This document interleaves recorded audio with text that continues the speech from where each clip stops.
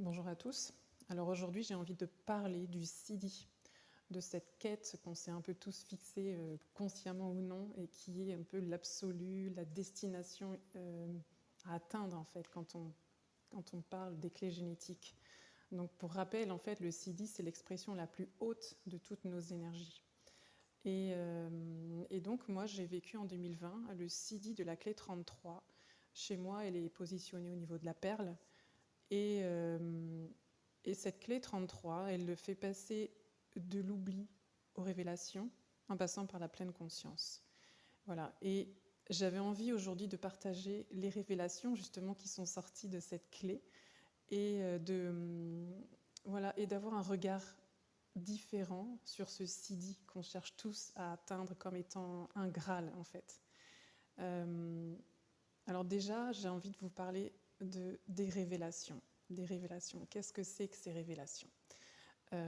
Moi, en fait, quand j'ai lu le livre, je me suis... En fait, ce qu'on s'imagine, en tout cas en lisant le livre, c'est comme si les révélations, c'est comme si on reçoit plein d'informations, c'est comme si tout à coup on sort de l'oubli. L'oubli, c'est quand même la clé, c'est quand même l'ombre de cette clé, hein.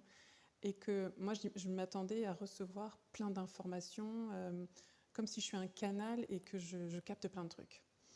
Et en fait, c'est pas vraiment ça les révélations. Les révélations, ce n'est pas de l'information. Et en tout cas, quand on est au niveau d'un Siddhi, ce n'est jamais de l'information. Ce n'est jamais de l'information, quelle que soit la clé dans laquelle on se trouve. L'information, c'est mental, c'est unique. C'est une information, c'est quelque chose qui est éphémère dans le temps.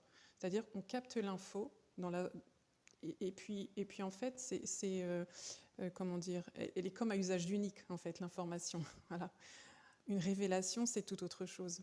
Une révélation, c'est une expérience vécue en pleine conscience. Mais là, on est à un niveau de conscience qui est tel que subitement, en fait, c'est le monde entier qui fait sens. C'est comme si toute notre vie, on est comme en pleine conscience de toute notre vie. Et parce que je suis en pleine conscience de tout ce qui est vécu là maintenant, et ça va même plus loin que ça, c'est-à-dire qu'on sort à un moment donné de l'espace, du temps, de l'espace, c'est un peu compliqué à exprimer, on n'est plus soumis en fait au temps et à l'espace. Moi, je me suis vue, en fait... donc, peut-être, ce sera plus simple si j'explique un peu le processus qu'il y a eu à mon niveau. C'est que, déjà, c'est parti d'un choix. C'est parti d'un choix que j'ai fait. Un choix courageux. Un choix courageux parce qu'en fait, je suis allée affronter la peur qui était la plus vive en moi. Et ce qui s'est passé à la suite de ça, c'est que j'ai vécu, voilà, ceci dit. Ça veut dire que je suis passée de l'oubli de moi, de l'absence de conscience de qui je suis, et du fait de ne pas avoir trop envie non plus d'aller regarder. Un peu une forme de peur aussi, hein, c'est la peur en fait, qui nous empêche d'être présent et de regarder qui on est, aux révélations. C'est-à-dire que ce qui s'est passé, c'est que je suis passée par un état de pleine conscience.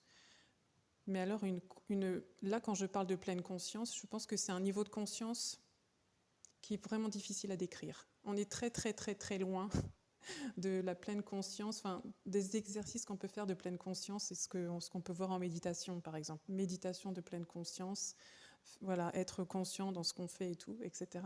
Là, c'est autre chose, c'est un niveau supérieur. C'est-à-dire que là, la pleine conscience, elle vient, j'ai envie de dire, moi, je le ressens comme si j'ai une conscience globale, comment dire, une conscience qui dépasse juste ma vie, qui dépasse juste mon être, et qui est une conscience qui dépasse les limites du temps et de l'espace. Alors c'est vraiment difficile à mettre des mots dessus, mais en tout cas, ça veut dire quoi ? Ça veut dire qu'on est subitement, comment dire, conscient de tout ce qu'on est, dans notre intégralité, de tout ce qu'on est et où on va et de ce qu'est notre vie à l'instant T. Et Et je ne sais pas trop comment l'expliquer autrement, c'est vraiment compliqué.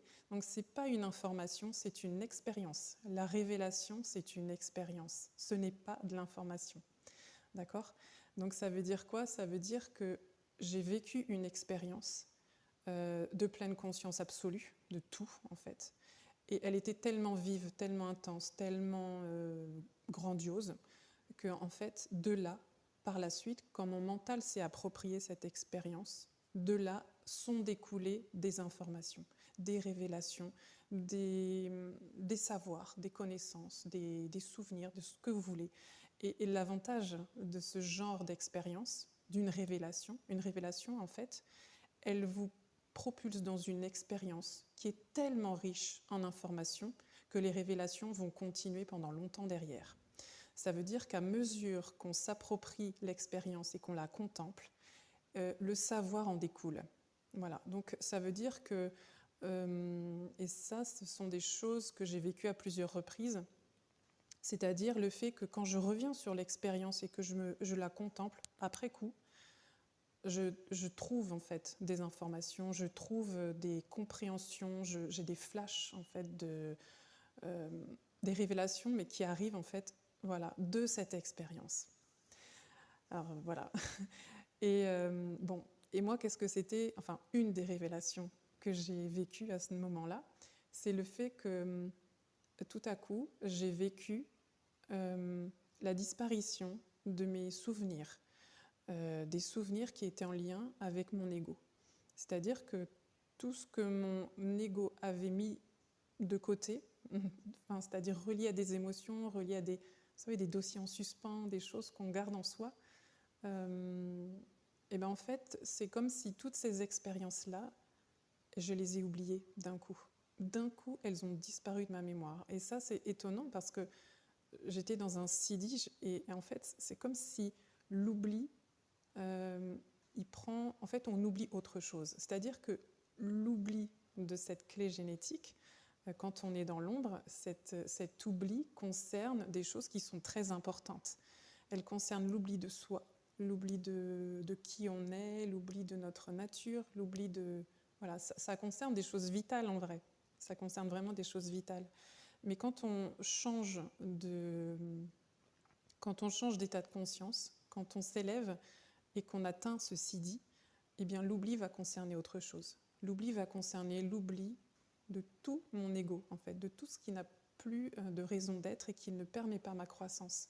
Ça m'a fait oublier tous les, vous savez, les vieux dossiers en suspens, là, des choses qu'on a, des choses sur qu'on peut ressasser, des choses qui nous font du mal, des rancœurs, des regrets, des choses comme ça. En tout cas, tout ça, ça a été oublié d'un coup. Et en fait, ce qui s'est passé, c'est que j'ai réalisé, en oubliant petit à petit des choses sans importance, c'est comme si petit à petit, je pouvais me réapproprier mon énergie. C'est comme si les souvenirs que j'avais, des souvenirs voilà, qui m'entravent, c'est comme si le fait qu'ils disparaissent, c'est comme si je récupérais l'énergie associée. Je ne sais pas si vous voyez un petit peu l'image que ça fait. C'est-à-dire que tant que j'ai ces souvenirs vivants en moi, en fait, je les entretiens inconsciemment avec de l'énergie. Ça veut dire que je suis dispersée en vrai dans l'espace et dans le temps surtout. Je me sens dispersée dans le temps. J'ai accès à des souvenirs de mon enfance, de mon adolescence, de ma période adulte, etc. Et tous ces souvenirs de moi, ils me dispersent dans le temps. Et là, ce qui s'est passé, c'est que je me suis réapproprié l'ensemble de ma vie en un coup. Ça veut dire que tous ces souvenirs se sont effacés et que tout à coup, c'est comme si... Je ne sais pas comment dire. Vous voyez, c'est comme un aimant. Tout est revenu en place. Ça veut dire que c'est vraiment... Toute mon énergie, toutes les énergies que j'ai mises dehors pour entretenir ces souvenirs, ils sont revenus en moi. Et je me suis sentie comme... C'est comme si du fait qu'il n'y a plus de souvenirs, ça veut dire qu'il n'y a plus de temps qui existe. Le temps disparaît. Parce que le temps, il est défini par les souvenirs qu'on en a. Il est défini par le fait qu'on s'en souvient. Mais si on ne se souvient de rien, si on ne se souvient pas du temps qui passe, et qu'on est uniquement dans la présence, Parce que la pleine conscience, de toute façon, elle implique d'être totalement dans l'instant et ne pas s'éparpiller ni dans le présent, ni dans le passé, ni dans le futur. Ça veut dire que le temps disparaît, en fait. Quand on est dans la pleine conscience de soi, le temps disparaît totalement. Et là, il a disparu de façon, physique, dans mon corps, par la disparition de ma mémoire. D'accord ? Et donc, je me suis sentie comme réunifiée totalement dans l'instant. Et en fait, l'image qui m'est venue, et c'est ça en fait que j'ai ressenti que j'étais une étoile. J'ai ressenti que j'étais un soleil vibrant. Et j'ai réalisé à quel point je n'avais plus besoin de chercher à évoluer. L'évolution, c'est un concept temporel. Ça implique le temps. L'évolution, ça veut dire passer d'un point A à un point B. Ça veut dire aspirer à autre chose. Et donc, c'est une quête d'un futur meilleur. Ça implique nécessairement la question du temps. Avec la clé 33, en tout cas dans ce CD où le temps disparaît, eh bien, il n'y a plus de quête d'évolution. En fait, l'évolution devient comme quelque chose de totalement, qui n'a plus de sens. Ça n'a plus aucun sens. Puisqu'il n'y a plus de temps qui existe, alors il n'y a plus d'évolution possible. Et s'il n'y a pas d'évolution, la seule chose que je puisse faire, c'est rayonner. Et en fait, la révélation, une des révélations, c'est que au-delà de la quête d'évolution, il y a une quête qui est bien plus grande, qui est celle du rayonnement.